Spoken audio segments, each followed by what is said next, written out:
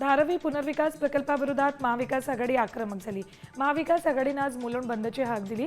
आजपासून काँग्रेस प्रवक्ते राकेश शेट्टी उपोषणाला बसतात। यावेळी काँग्रेस खासदार वर्षा गायकवाडही उपस्थित राहतील।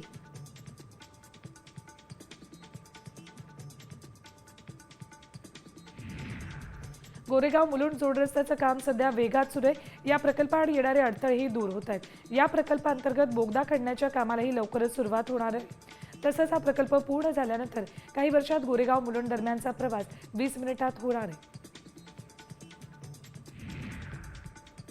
31 ऑगस्ट हा दिवस भटके विमुक्त दिवस म्हणून साजरा करण्यास शासन मान्यता मिळाली।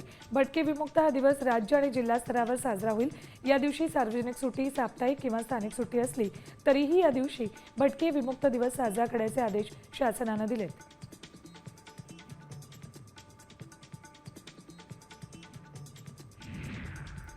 NMDPLनं धारावी पुनर्विकास प्रकल्पाअंतर्गत झोपडीधारकांचं बायोमेट्रिक सर्वेक्षण सुरू केले।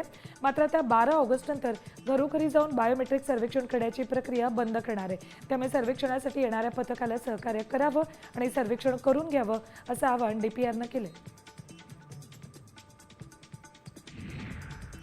विरार अलिबाग बहुउद्देशीय महामार्ग रखडलाय। त्यामुळे केंद्र सरकारचे JNPT ते दिल्ली महामार्गाचं स्वप्न अर्धवट राहण्याच्या मार्गावर आहे। या दरम्यान बडोदा मुंबई मिसिंग लिंकसाठी नवा पर्याय शोधण्याचा प्रयत्न NHAI कडून सुरू झालाय।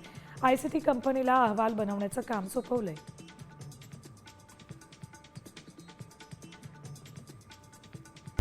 आता isakal.com आहे देशातील नंबर 1 ची मराठी न्यूज वेबसाईट।